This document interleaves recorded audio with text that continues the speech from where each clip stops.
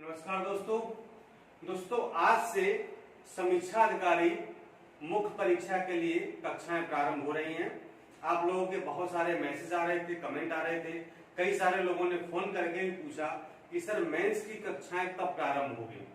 तो इंतजार की घड़ियां समाप्त होती हैं और आज से अभी से मुख्य परीक्षा की कक्षाएं आपकी प्रारंभ हो जाती हैं। यदि आपका समीक्षा अधिकारी का पेपर अच्छा हुआ है और आपका 120 के आसपास स्कोर है जनरल कैटेगरी में, तो आप मेंस की तैयारी कर सकते हैं। ठीक है, और मैं तो ये कहूंगा कि अगर आपका 115 के आसपास भी है तो भी आप मुख्य परीक्षा की तैयारी करना प्रारंभ कर दें। क्यों? क्योंकि मेरिट का कोई भरोसा नहीं है, कब अप एंड डाउन हो जाए कुछ भी पता नहीं चलता है। ठीक है, पता चले कि जब रिजल्ट आया और आप वेट करते रहे मेरा होगा कि नहीं होगा, और पता चले कि हो गया, और तब समय बचेगा बहुत कम, फिर आप हो जाएंगे परेशान और आपकी तैयारी नहीं हो पाएगी और अंततोगत्वा आपका सिलेक्शन नहीं हो पाएगा। ठीक है, तो अगर आप मेरिट के आसपास अगर हैं तो अभी से आप मुख्य परीक्षा की तैयारी में जुट जाइए। ठीक है, बहुत सारी गर्ल्स ने, फीमेल्स ने फोन किया है सर कितनी मेरिट। ठीक है, तो मैं ये कहूंगा कि गर्ल्स अगर 110 के आसपास हैं तो वो भी मुख्य परीक्षा की तैयारी शुरू कर दें। ठीक है, गर्ल्स में और SC ST कैटेगरी में मेरिट लगभग सेम रहती है। ठीक है, तो SC ST कैटेगरी में या फिर गर्ल्स में जो लोग हैं फीमेल कैटेगरी में, तो वो लोग अगर 110 के आसपास आ रहे हैं तो वो भी मुख्य परीक्षा की तैयारी शुरू करते हैं। ठीक है, मैं ये सब इसलिए कह रहा हूं, मान लो अगर आपका अभी आपको लगता है कि नहीं होगा या सब लोग कह रहे कि नहीं होगा, मेरिट ज्यादा जाएगी। ठीक है, लेकिन मैं ये मान के चलता हूं कि मान लो अगर हो गया तो फिर आप क्या करोगे? 1 से 1.5 महीने का समय बचा हुआ है, मतलब बचेगा तब रिजल्ट आने की। आई थिंक अक्टूबर लास्ट में या फिर नवंबर में रिजल्ट आ जाएगा। 1 से 1.5 महीने का आपको समय मिलेगा। अब बताइए 1 से 1.5 महीने में आप कैसे तैयारी कर पाएंगे? संभव ही नहीं है। अभी तो कम से कम आपके पास 2.5 महीने का समय है, तो आप तैयारी कर सकते हैं, अच्छे से कर पाएंगे। ठीक है, तो जो भी दुविधाएं हैं उनको छोड़ दीजिए और अभी से मुख्य परीक्षा की तैयारी में जुट जाइए।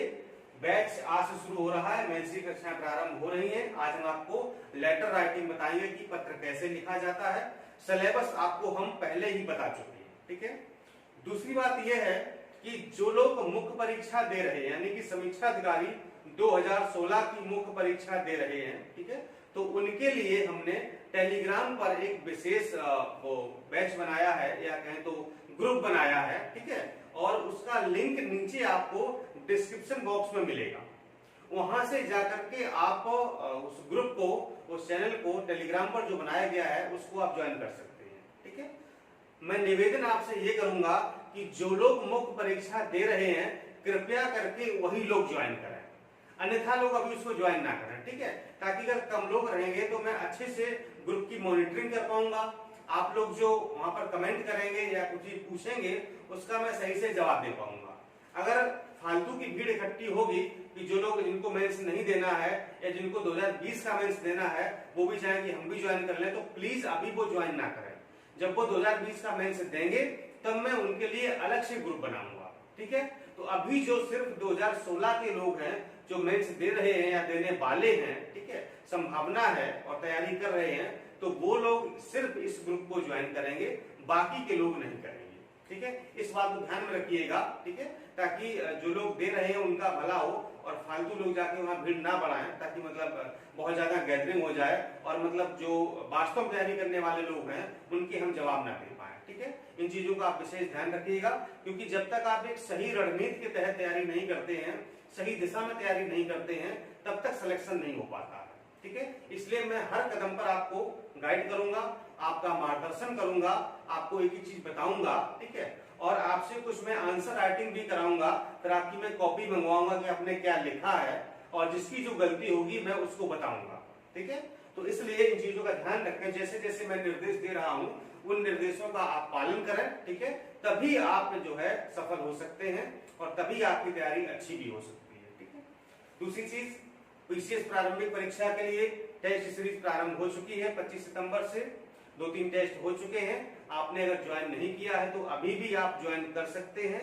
जो टेस्ट हो चुके हैं वही भी आपको मिल जाएंगे और आगे की जो भी सीरीज है वो भी आपको पूरी मिलेंगी। ठीक है, जीएस की, सीसेट की और यूपी स्पेशल की, करंट अफेयर्स की, सब कुछ मिलेंगे। ठीक है, चलिए तो आज शुरुआत करते हैं हम लोग जो पत्र, जिसको पत्र लेखन कहते हैं या लेटर राइटिंग कहते हैं। ठीक है, और इसी में दूसरा भाग होता है सारणी रूप का। ठीक है, यानी कि एक पत्र लिखा होगा, सरकारी पत्र आपको लिखा हुआ मिलेगा, उसको आपको टेबुलर फॉर्म में लिखना होगा। ठीक है, वो भी आपको हम पढ़ाएंगे कि कैसे वो लिखा जाता है, उसके एग्जाम्पल आपको बताएंगे, सब कुछ आपको बताएंगे, फॉर्मेट बताएंगे। ठीक है, और जितने हमको यहाँ पर पत्र पढ़ने हैं, सरकारी है, अर्ध सरकारी है, कार्यालय आदेश है, अनुस्मारक है, ज्ञाप है, विज्ञप्ति है, और टिप्पण है, प्रतिवेदन है। ठीक है, ये सब आपको सिलेबस बता चुके हैं। ठीक है, तो एक एक करके यहाँ पर आपको पढ़ाएंगे। तो आज जो हमारा पहला लेटर है वो है शासकीय पत्र या सरकारी पत्र या राजकीय पत्र, या इसी को हम शासनादेश भी कहते हैं। ठीक है, और अंग्रेजी में कहते हैं इसको हम ऑफिशियल लेटर। ठीक है, शासकीय पत्र या सरकारी पत्र इसको कहते हैं। हमारे सिलेबस का जो पत्र लेखन वाला टॉपिक है, पहला सेगमेंट यही है, सरकारी पत्र या शासकीय पत्र। ठीक है, फिर पढ़ेंगे हम लोग अर्ध सरकारी पत्र।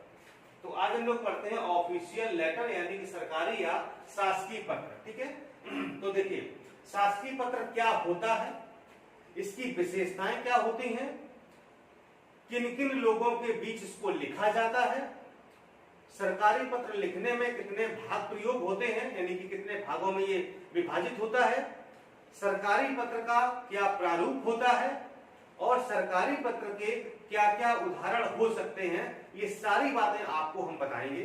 ठीक है, और सबसे बड़ी बात यह है कि सरकारी पत्र का जो प्रारूप है, जो ड्राफ्ट है, ठीक है, वो कैसा हो। क्योंकि आप किसी से भी पढ़ेंगे, आप बहुत सारे लोगों से देखेंगे तो विभिन्न प्रकार के आपको ड्राफ्ट बताएंगे। ठीक है, कि इस तरीके से लिखा जाता है, यहाँ पर ये चीज रहेगा, प्रेषक प्रस्तुति यहाँ रहेगा, महोदय यहाँ रहेगा, विषय यहाँ रहेगा, मतलब बहुत सारी बातें हैं, डेट यहाँ रहेगी, स्थान यहाँ रहेगा। लेकिन मैं आपको वो लेटर बताऊंगा जो वास्तव में शासन स्तर पर लिखे जाते हैं या सरकार के द्वारा लिखे जाते हैं, या जो शासकीय कार्यों में लेटर इस्तेमाल होते हैं, प्रयोग किए जाते हैं, उनका वास्तविक फॉर्मेट क्या होता है वो आपको हम बताएंगे। ठीक है, यानी कि जो हम आपको यहाँ पर फॉर्मेट बनाएंगे वो हूबहू वही होगा जो शासन में या प्रशासन में इस्तेमाल किया जाता है, जिसका प्रयोग किया जाता है एक अधिकारी से दूसरे अधिकारी के लिए, या एक विभाग से दूसरे विभाग के लिए, या फिर एक कार्यालय से दूसरे कार्यालय के लिए।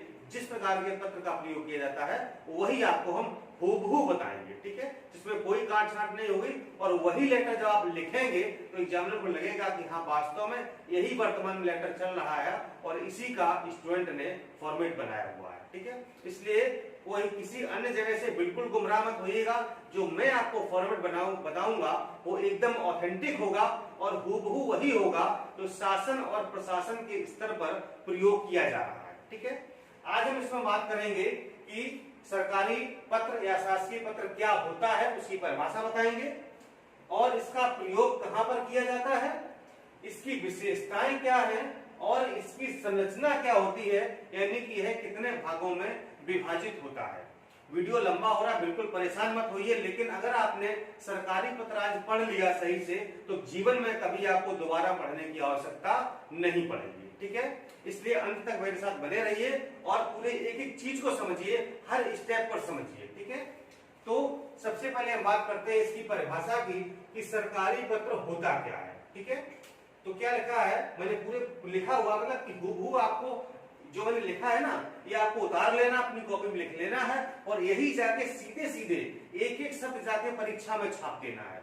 कुछ भी काट छांट नहीं करना है, ना कुछ घटाना है, ना ही कुछ जोड़ना है, क्योंकि मैंने जो भाषा यहाँ पर लिखी है ना, इतनी ऑथेंटिक है और इतनी ऑफिशियल है कि इसके अलावा इससे अच्छी भाषा शायद ही आपको कहीं मिले, बहुत मुश्किल है। क्योंकि मैंने कम से कम 10 नहीं, कम से कम 50 जगहों से और कम से कम 10-15 किताबों से जाकर के जब ये लेटर मैंने लिखा है, तब जाकर के हमको ये भाषा मिल पाई है। ठीक है, मैंने कम से कम 10 बार इस लेटर को लिखा होगा, पहले लिखा, फिर दूसरा और अच्छा किया, फिर और अच्छा किया, फिर कहीं से और मैटर ला और अच्छा किया, मतलब फाइनली। और जो ये लेटर आप देख रहे हैं ना, यही लेटर मैंने अपने समीक्षा अधिकारी 2017 की मुख्य परीक्षा में लिखा था। ठीक है, मतलब अब ये आया था नहीं था वो अलग बात है, जो भी लेटर आए थे, और हम आपको वही मैटर देंगे जो मैंने स्वयं इस्तेमाल किया है, स्वयं मैंने परीक्षा में लिखा है 2017 की मुख्य परीक्षा में, सब कुछ वही मैटर आपको प्रोवाइड करेंगे जो मैंने पढ़ा है और परीक्षा में लिखा है। ठीक है, चलिए शुरुआत करते हैं। तो सरकारी प्रयोजन हेतु लिखे जाने वाले समस्त पत्र जो किसी पदाधिकारी द्वारा दूसरे पदाधिकारी या सामूहिक रूप से कई पदाधिकारियों को संबोधित कर लिखा जाता है, शासकीय पत्र कहलाता है। ठीक है, यानी कि क्या है सरकारी पत्र या शासकीय पत्र, जो सरकारी जो प्रयोजन हेतु। ठीक है, यहाँ पर अगर सरकार के स्तर पर कोई कार्य हो रहा है तो सरकारी कार्य के लिए इस पत्र को इस्तेमाल किया जाता है। जो किसी एक पदाधिकारी द्वारा दूसरे पदाधिकारी को भी लिखा जा सकता है, या किसी एक पदाधिकारी द्वारा सामूहिक रूप से कई सारे अधिकारियों या पदाधिकारियों को लिखा जाता है, ऐसे पत्र को सरकारी पत्र या शासकीय पत्र कहा जाता है। ठीक, मान लो जैसे मैं कोई अधिकारी हूं, ठीक है, मैं अपने दूसरे एक अधिकारी को, समकक्ष अधिकारी को या बड़े अधिकारी को लिख रहा हूं, ठीक है, तो वो क्या है, सरकारी पत्र है। ठीक है, या मैं कई सारे अधिकारियों को एक साथ संबोधित करके कोई पत्र लिख रहा हूं, तो वो भी सरकारी पत्र या शासकीय पत्र कहा जाता है। आगे है शासकीय पत्र का उद्देश्य। इसका उद्देश्य क्या होता है, शासन स्तर या कार्यालय स्तर की बात को दूसरे कार्यालय तक लिखित रूप से संयत एवं शिष्ट भाषा में पहुंचाना होता है। ठीक है, अब जैसे मान लो मेरा कोई कार्यालय है, ठीक है, और हम अपनी बात को दूसरे कार्यालय में या दूसरे विभाग में पहुंचाना चाहते हैं, कैसे पहुंचाएंगे, तो दूसरे विभाग का अधिकारी हमारे समकक्ष है, ठीक है, या हमसे सीनियर अधिकारी, कैसे पहुंचाएंगे, ठीक है, तो उसको हम एक फॉर्मेट पर लिखेंगे। ठीक है, कैसी भाषा, सरल, शुद्ध, संयत और शिष्ट भाषा। ठीक है, मतलब कि एकदम से बिल्कुल फॉर्मल भाषा लिखनी है। ठीक है, मतलब हाय हेलो नहीं लिखना है, मतलब एकदम बिल्कुल फॉर्मल भाषा लिखनी है और अपनी बात को हमें दूसरे विभाग में पहुंचाना है, तो इसी तरीके से हम पहुंचा सकते हैं। वही लिखा है कि शासकीय पत्र का उद्देश्य शासन स्तर या कार्यालय स्तर, जो कि शासन स्तर के अधिकारी हैं, तो शासन स्तर की बात को पहुंचाएंगे। ठीक है, अपनी पर्सनल बातों को तो नहीं पहुंचा सकते हैं। ठीक है, पर्सनल बातों को पहुंचाने के लिए दूसरे पत्र का प्रयोग किया जाता है, जिसे कहा जाता है अर्ध सरकारी पत्र या डेमी ऑफिशियल लेटर। ठीक है, शासन स्तर या कार्यालय स्तर की बात को दूसरे कार्यालय तक लिखित रूप से संयत एवं शिष्ट भाषा में पहुंचाना होता है। ठीक है, और जो शासकीय पत्र होते हैं वो शासकीय तथा प्रशासकीय दोनों स्तरों पर लिखा जाता है। ठीक है, यानी कि शासन के स्तर पर यानी सरकार के स्तर पर और प्रशासन यानी कि अधिकारियों के स्तर पर भी लिखा जाता है। यानी सरकारी पत्र का प्रयोग हम शासन स्तर पर और प्रशासन स्तर पर दोनों स्तरों पर कर सकते हैं। ठीक है, तो इतनी सी इसकी 5-6 लाइन की परिभाषा है, इसको रट जाइए। एक एक शब्द हूबहू ऐसा ही परीक्षा में छाप के आइएगा, पर देखिए आपको नंबर कैसे नहीं मिलते हैं। 10 में से अगर आपको 8 नंबर देने के लिए, 9 नंबर देने के लिए एग्जामिनर मजबूर ना हो जाए तो मुझसे आप कहना। आगे है पैरा चेंज करेंगे हम। ठीक है, प्रश्न यहां कैसे पूछा जाएगा कि शासकीय पत्र को परिभाषित कीजिए। ठीक है, या सरकारी पत्र की परिभाषा दीजिए, साथ ही उसकी विशेषताएं भी बताइए। ठीक है, इस तरीके से पूछा जाता है। ठीक है, तो परिभाषा आपने दे दी, लेकिन यहाँ पर ये चीज भी आपको बतानी है। ठीक है, तभी आपकी परिभाषा कंप्लीट होगी कि सरकारी पत्र निम्नलिखित प्रकार के पत्राचारों में प्रयुक्त होता है। यानी कि जो सरकारी पत्र होता है, शासकीय पत्र होता है, उसका इस्तेमाल कहां कहां किया जाता है, किन स्तरों पर किया जाता है। तो पहला है एक देश की सरकार द्वारा दूसरे देश की सरकार को, अगर भारत सरकार को अमेरिका की सरकार को कुछ ही मैसेज देना है तो क्या करेंगे, शासकीय पत्र लिखा जाएगा। ठीक है, सरकारी पत्र लिखा जाएगा।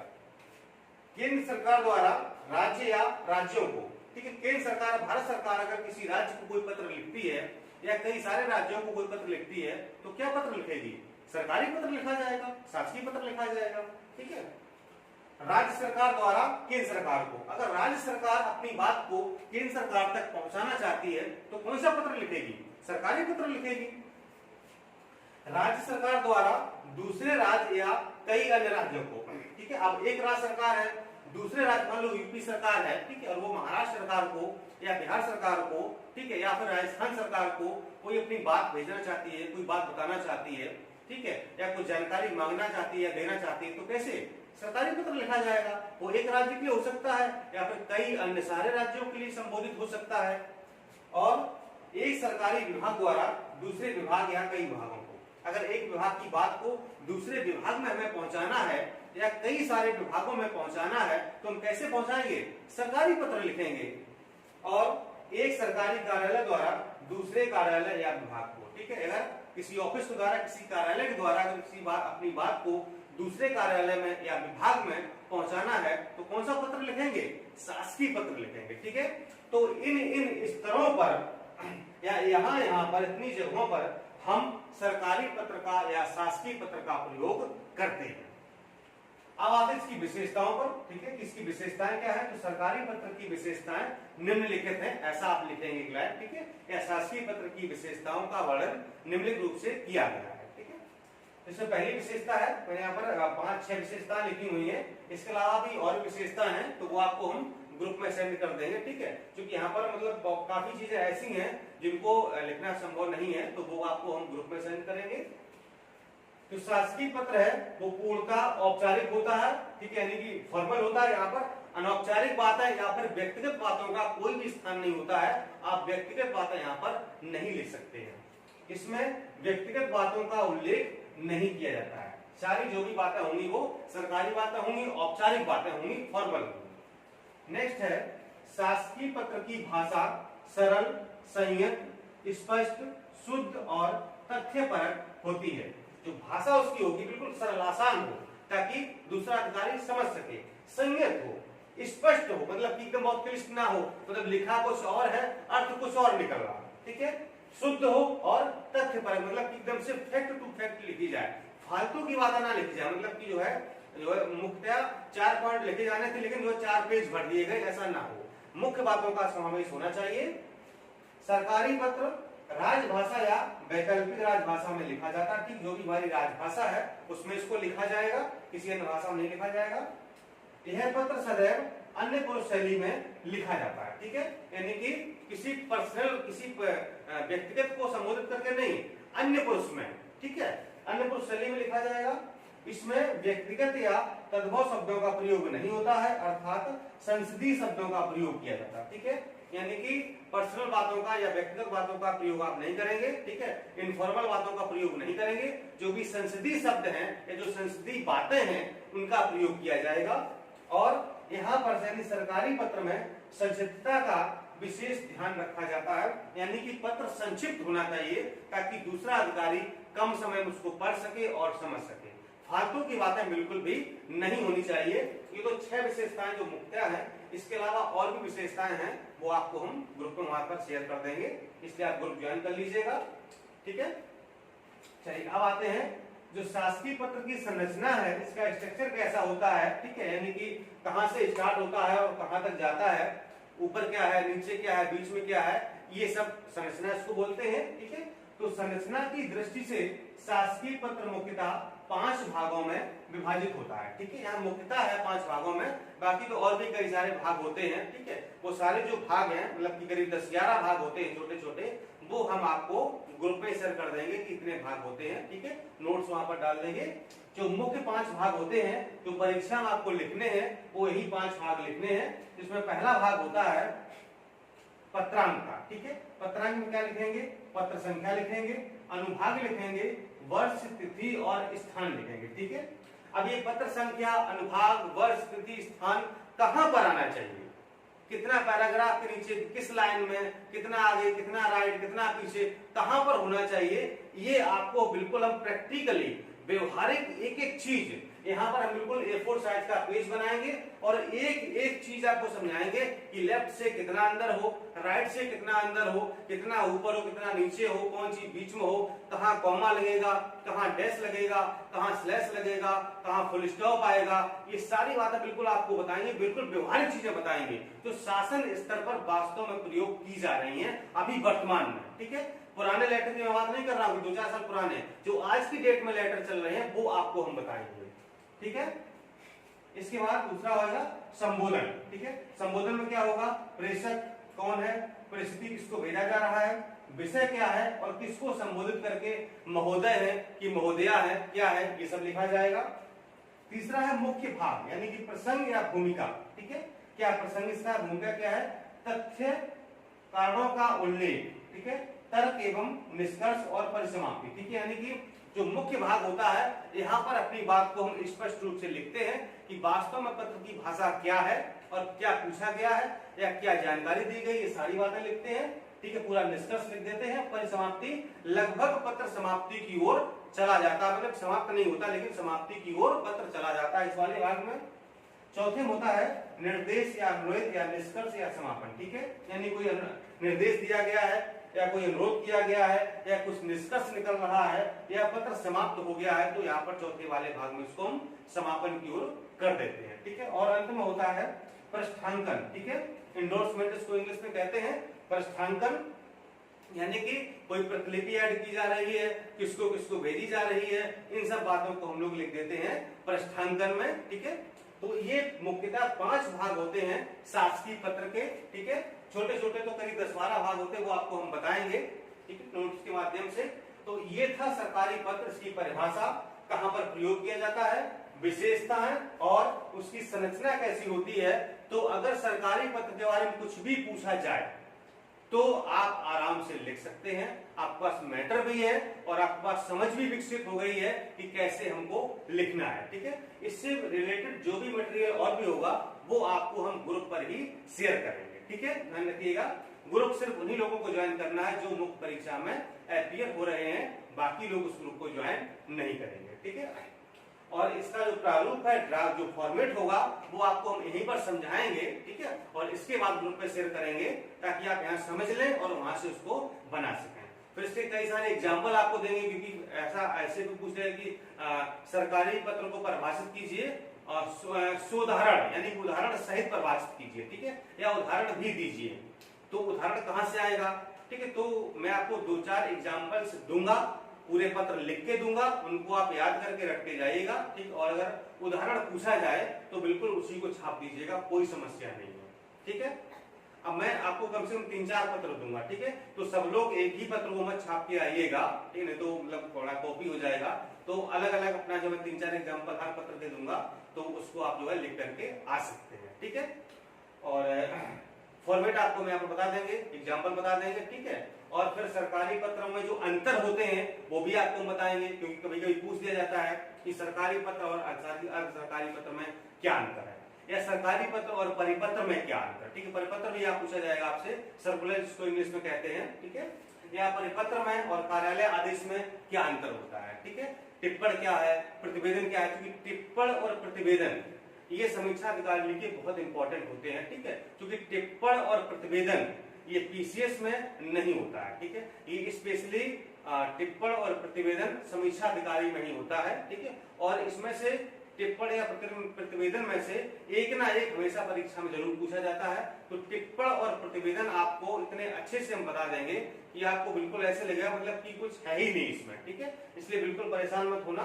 एक एक चीज आपको हम समझाएंगे। और आज से हम लोग आगे बढ़ रहे हैं मुख्य परीक्षा की तैयारी के लिए। तो आइए और जुट जाइए मेरे साथ पूरी शिद्दत के साथ, पूरी ईमानदारी के साथ, और ये समझिए कि हमारे जीवन का अंतिम मौका है 2016 की परीक्षा, और इसमें आपको अधिकारी का एक पद हासिल करना ही करना है, चाहे जितनी भी मेहनत करनी पड़े हम भी करेंगे और आप भी करिए। ठीक है, दोनों लोग मिलकर जब मेहनत करेंगे तो निश्चित ही ये मेहनत जरूर रंग लाएगी और आप भी अधिकारी बनेंगे। और जो मेरा सपना है 100 अधिकारियों को बनाने का, तो उसमें आपका भी एक नाम जरूर होगा। धन्यवाद दोस्तों, नमस्कार।